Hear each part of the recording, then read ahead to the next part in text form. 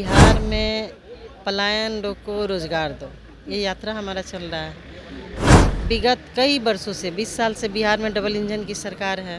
11 साल हो गए केंद्र की सरकार बनी हुई। किस मुद्दे पे वो लोग आए थे चुन के? बेरोजगारी ख़त्म करेंगे और प्रति वर्ष 2-2 करोड़ नौजवानों को नौकरी देंगे। क्या हो रहा है? आज नौजवान जो हैं बेचारे लाचार। हमने तो बजट सेशन में भी कहा कि परिवार चलाना मुश्किल हो रहा है, इसलिए पढ़े लिखे भी नौजवान आउटसोर्सिंग के माध्यम से 10,000 15,000 की नौकरी कर रहा है।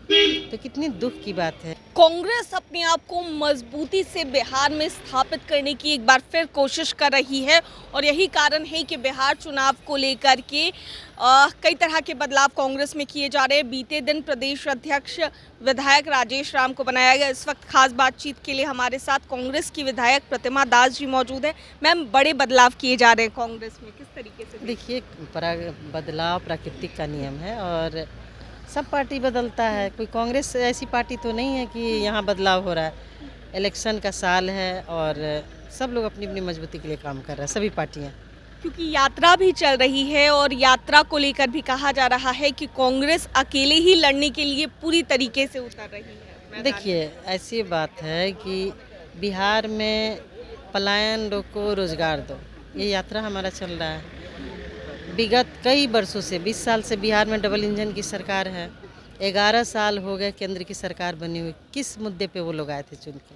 बेरोजगारी ख़त्म करेंगे और प्रति वर्ष 2-2 करोड़ नौजवानों को नौकरी देंगे। क्या हो रहा है? आज नौजवान जो हैं बेचारे लाचार। हमने तो बजट सेशन में भी कहा कि परिवार चलाना मुश्किल हो रहा है, इसलिए पढ़े लिखे भी नौजवान आउटसोर्सिंग के माध्यम से 10,000 15,000 की नौकरी कर रहा है। तो कितनी दुख की बात है। बिहार में प्रतिभा की कोई कमी नहीं है। बिहार के लोग मेहनती होते हैं, उसके बावजूद भी यहाँ के नौजवानों का आर्थिक, शारीरिक और सामाजिक शोषण हो रहा है। तो उसके लिए कांग्रेस पार्टी कभी सत्ता के लिए राजनीति नहीं की। कांग्रेस का उद्देश्य है कि देश में रहने वाले जो लोग हैं उनके मान सम्मान की बात हो, उनके अधिकार की बात हो। इसलिए हमारा यूथ विंग है, NSUI विंग है, इस यात्रा को निकाले हुए। एक सवाल मैम, जिस तरीके से कांग्रेस की बात अभी फिलहाल में निकल रही है, तो ऐसे में देखा ये जा रहा है कि एक समय में कांग्रेस काफ़ी मजबूत बिहार में था और उसी तरीके से एक बार फिर से मजबूत करने की कोशिश तो की जा रही है। लेकिन सियासत के गलियारों में चर्चा ये भी है कि RJD के बिना भी कांग्रेस चुनाव लड़ सकती। देखिए, अब कौन क्या कहता है इससे हम लोग इत्तेफाक नहीं रखते हैं। हमारा गठबंधन मजबूत है और इस गठबंधन मजबूत होने का मतलब ये नहीं है कि आप हाथ पे हाथ धर के बैठे। आपके गठबंधन के जो सहयोगी हैं उनको भी मजबूत करना हमारा कर्तव्य है।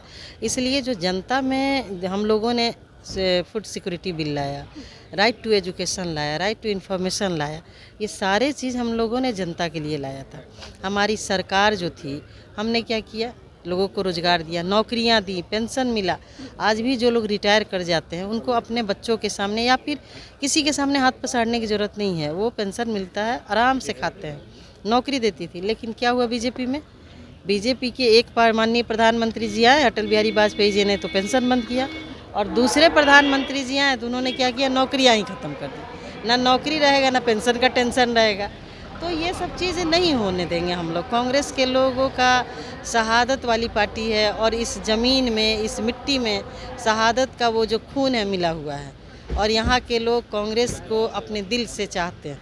जी, एक आखिरी सवाल है मैम। अशोक चौधरी हैं बिहार सरकार के मंत्री, पहले कांग्रेस के प्रदेश अध्यक्ष भी हुआ करते थे। वो राजेश राम जी को लेकर बयान दे रहे हैं कि उनको विधायक हमने ही बनाया है। देखिए, अब वो बड़े लीडर हैं, क्या बोलते हैं नहीं बोलते हमने सुना नहीं। ठीक है, तो देखिए हमारे साथ प्रतिमा दास जी थी खास बातचीत के लिए और ऐसे में क्या कुछ कहती नजर आई हैं चुनाव को लेकर और कांग्रेस जिस तरीके से प्रदेश अध्यक्ष को बदल चुकी है और ऐसे में क्या कुछ कहती नजर आई हैं प्रतिमा दास, कांग्रेस की विधायक। आप सुन रहे थे। कैमरा पर्सन शशि के साथ मैं दक्षा प्रिया, दर्श न्यूज़, पटना।